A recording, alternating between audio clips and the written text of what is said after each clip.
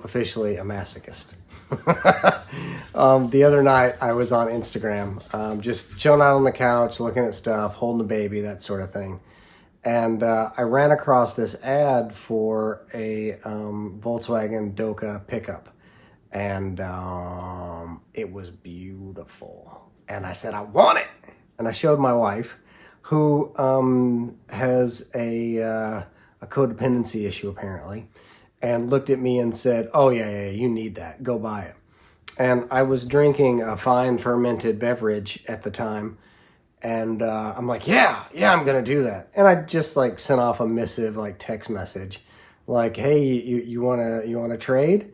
And I thought about it like when I got up the next morning, and I thought about it, and so I called and I talked to him, and I decided I had to buy it. And I talked to my wife again on like what this was going to cost and what this meant. And yeah, so bing, bang, boom, I called the bank. I said I need a cashier's check for a not small amount of money to buy a 33-year-old 1990 Volkswagen Doka Syncro pickup. It is my unicorn. It is something I've been looking for years, and it just kind of fell into my lap. Now, I already own a Syncro, a Volkswagen Syncro van that is currently being torn apart. I'm having the transmission completely rebuilt. It was utter trash and came about this close from grenading on me. I'm having the engine rebuilt. I am going back with the 2.1. That's a whole other video series. This particular Syncro, yeah, it has the 1.9 turbo diesel from a Volkswagen Rabbit or Volkswagen Polo. It spent its original life as a vocational school vehicle in Schaffhausen, Switzerland. And I have all of these maintenance records going back, to the original purchase, all the way up to about 90,000 miles. It was then sold to a firm in Poland, and they took it frame off, put it in a rotisserie, just like did all this work to it to make it into what you see now.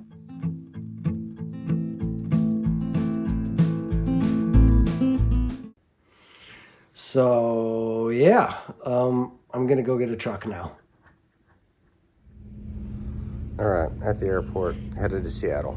I think it's like 47 minutes, wheels up, wheels down. Here we go. It's like I'm in a cult. I got picked up from the airport by my buddy Tom, who has like 3 Syncros. Syncro gang. And here she is in the flesh with 2 other Syncro Dokas. That never happens for 3 of them to be all side by side. She's the prettiest though. All right, let's go for a quick and dirty tour.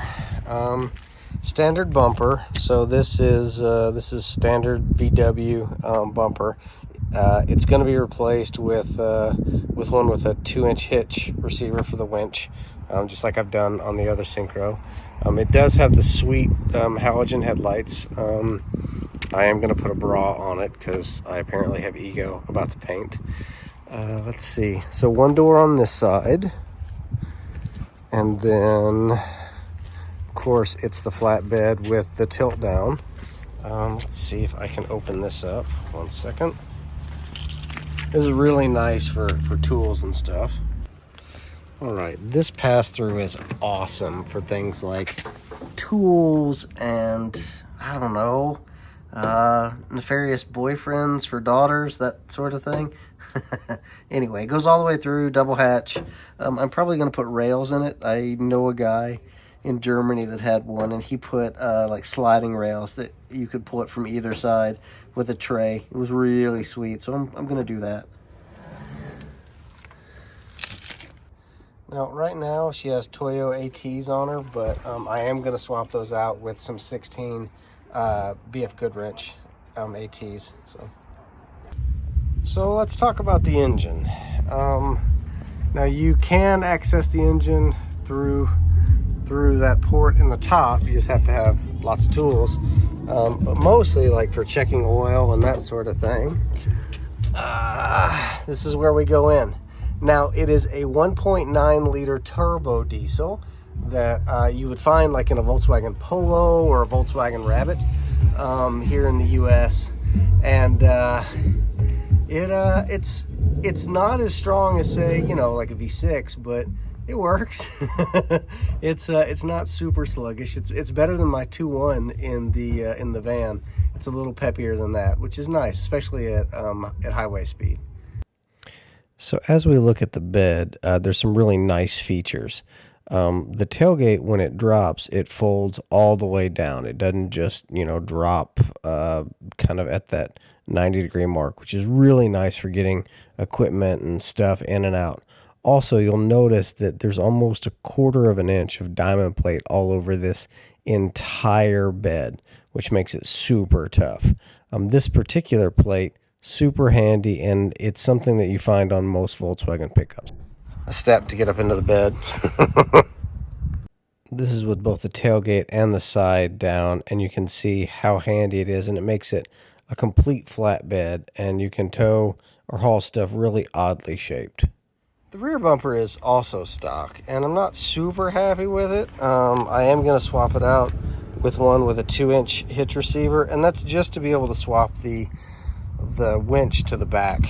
I don't really want to put a receiver on because I have a European spec receiver or hitch, and this is so much better. So in Europe, you can't have, you know, the ones that are like dropped and welded in 2 places and screw-on ball. You have to have a forged hitch and ball, and it's a safety thing, and I really like it. So we're gonna keep that right there. So this would be verboten in Europe. Again, you know, the bended flat steel and the weld. Nope, it's got to be fully forged. All right, let's go in for an interior tour. All right, now this should be somewhat recognizable to Vanagon fans.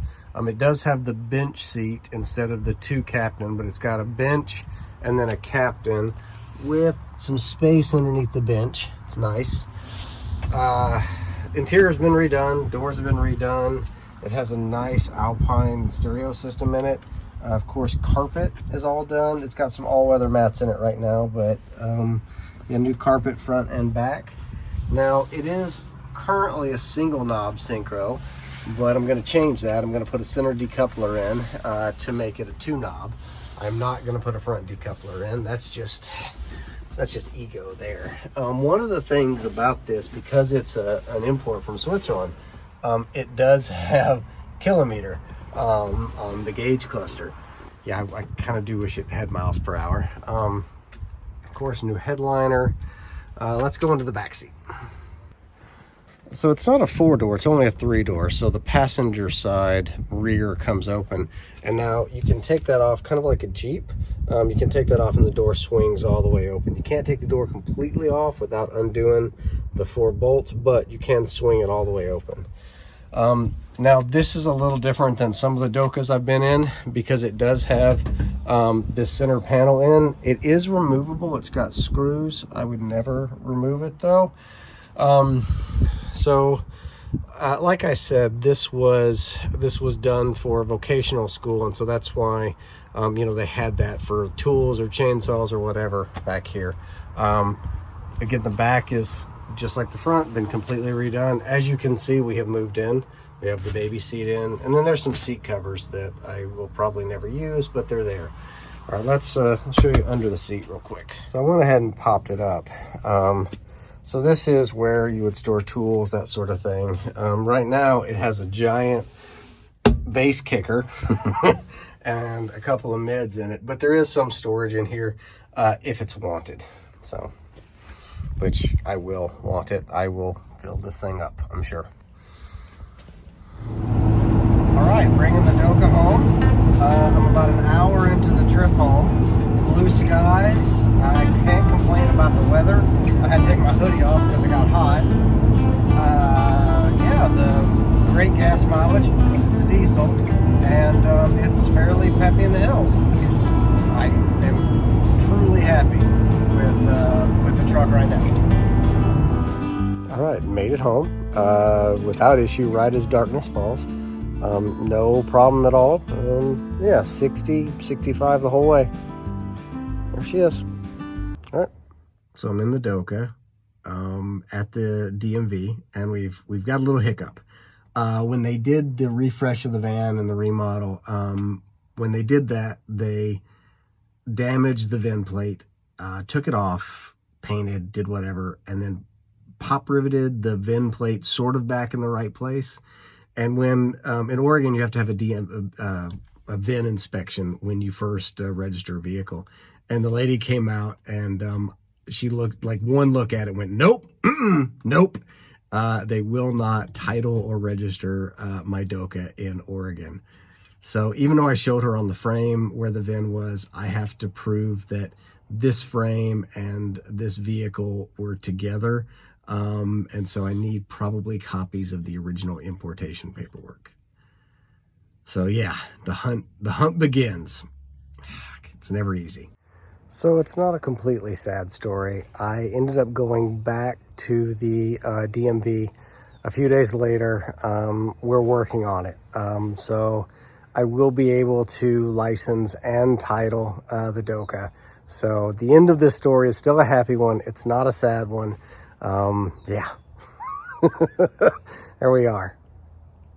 So I may not have my actual for real legal license plate, but we have the German plate on.